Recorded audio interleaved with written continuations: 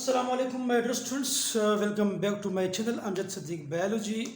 आज हम second year biology के चैप्टर इनहेरिटेंस और जेनेटिक्स से आरएच ब्लड ग्रुप सिस्टम के बारे में डिस्कस करेंगे। इससे पहले हमने एबीओ ब्लड ग्रुप सिस्टम के बारे में पढ़ा था। काफ़ी डिटेल से हमने उसके जेनेटिक बेसिस भी हमने उसका पढ़ा था। और आज हम आरएच ग्रुप के बारे में पढ़ते हैं कि आरएच ब्लड ग्रुप सिस्टम क्या होता है। तो आरएच का लफ्ज़ जो है बेसिकली ये डिराइव्ड है रेसिस मंकी से। रेसिस मंकी, ये रेसिस का वर्ड है, उसके स्टार्ट में आर एच लिखा गया है। तो ये आर एच बेसिकली इसी रेसिस मंकी से डिराइव्ड है ये name.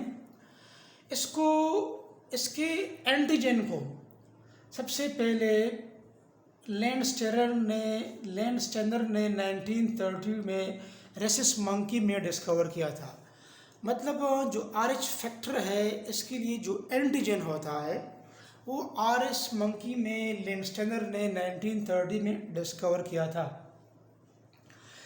50 defined blood group antigens, मतलब क्या है कि इसके अलावा जो है भी बहुत सारे 50 वेल डिफाइंड ग्रुप एंटीजन्स है, बट उन 50 में से हम जस्ट 5 के बारे में डिस्कस करेंगे इसी टॉपिक में। 5 में कौन कौन से हैं? Antigen B, C, small C, capital E और small E. These are important, these 5 are important among the 50 defined blood group antigens. और इसी 5 में जो सबसे ज़्यादा इम्पॉर्टेंट है जिसके बारे में आज हम डिस्कस करेंगे, that is the antigen D. That is the important, क्योंकि ये आरएच फैक्टर को रिप्रेजेंट कर रहा है। RH factor is basically because of the antigen D. अगर ऑर्गेनिज्म में, अगर ह्यूमन में फॉर एग्जांपल एंटीजन डी मौजूद है, मीन आरएच फैक्टर है, जो क्या होगा? पॉजिटिव होगा। अगर एंटीजन डी नहीं है तो आरएच नेगेटिव होगा। हम आगे इसके बारे में डिस्कस भी करेंगे कि कैसे आरएच पॉजिटिव होता है और कैसे आरएच नेगेटिव होता है। ये हम इंशाल्लाह नेक्स्ट जो आपके पास टॉपिक है genetic basis of RH blood group system में हम इसको डिस्कस करेंगे कि कब जो है आरएच पॉजिटिव होगा, कब जो है आरएच नेगेटिव होगा।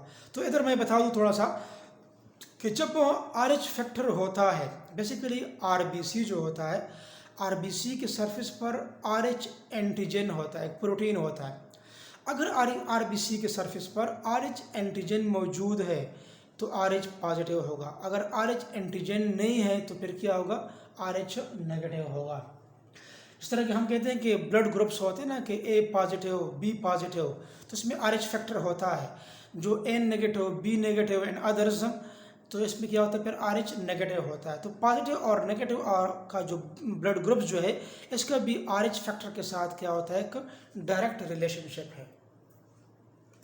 इसके अलावा जो अदर एंटीजेंस है, they have no role in blood transfusion. वो यहाँ पर इसका जिक्र करना इम्पॉर्टेंट इसलिए नहीं है कि इसका ब्लड ट्रांसफ्यूजन में या जब आप ब्लड डोनेट करते हैं डोनर से रिसिपिएंट में, इसमें इसका कोई खास रोल नहीं है।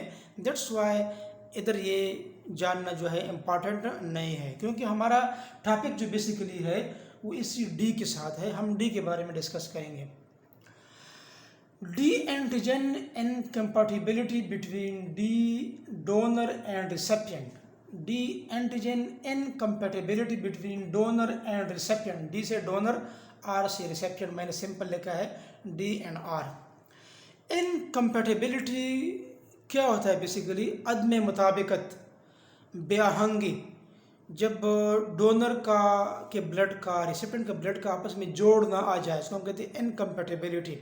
ठीक है, जिस तरह के हम कहते हैं कि एक का ब्लड ग्रुप अगर आरएच पॉजिटिव है, दूसरे का आरएच नेगेटिव है, तो मतलब एक इंडिविजुअल आरएच पॉजिटिव है, एक आरएच नेगेटिव है, तो इसमें क्या होगा? इनकम्पैटिबिलिटी होगा डोनर और रिसिपिएंट के दरमियान में। अब जब इनकम्पैटिबिलिटी होगा डोनर और रिसिपिएंट के ब्लड में, तो क्या होगा? Blood transfusion. तो प्रॉपरली ब्लड ट्रांसफ्यूजन क्या होगा? नहीं होगा। मैंने क्रॉस लगा दिया।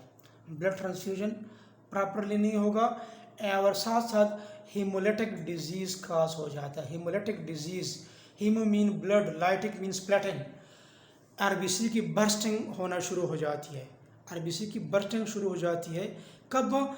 जब डोनर और रिसेप्टेंट के ब्लड में इनकम्पेटिबिलिटी आ जाता है।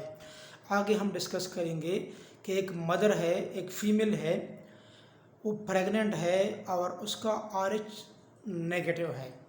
उसके जो यूटिरस है, उसका जो बेली है, उसके यूटिरस में जो फ्यूटस है, जो बच्चा है, वो फॉर एग्ज़ाम्पल अगर RH पॉजिटिव हो तो फिर इन पॉजिटिव और नेगेटिव RH फैक्टर के दरमियान में इनकम्पेटिबिलिटी होगी। इसके नतीजे में ब्लड ट्रांसफ्यूजन में भी प्रॉब्लम होगा और साथ साथ बेबीज़ के अंदर जो आरबीसी है इसकी बर्स्टिंग भी हो जाती है और उसी बीमारी को फिर हम कहते हैं एरेथ्रोब्लास्टोसिस फ्यूटेलस। एरेथ्रोब्लास्टोसिस फ्यूटेलस बीमारी जो है उसको कहा जाता है। ठीक, तो हमने RH ब्लड ग्रुप के सिस्टम के बारे में थोड़ा सा इंट्रोड्यूस करवा दिया कि RH ब्लड ग्रुप बेसिकली होता क्या है। आगे लेक्चर में हम डिटेल से डिस्कस करेंगे। उम्मीद है आपको इस टॉपिक की समझ आई होगी और अपने दुआओं में हमें ज़रूर याद रखिएगा। अल्लाह हाफिज़।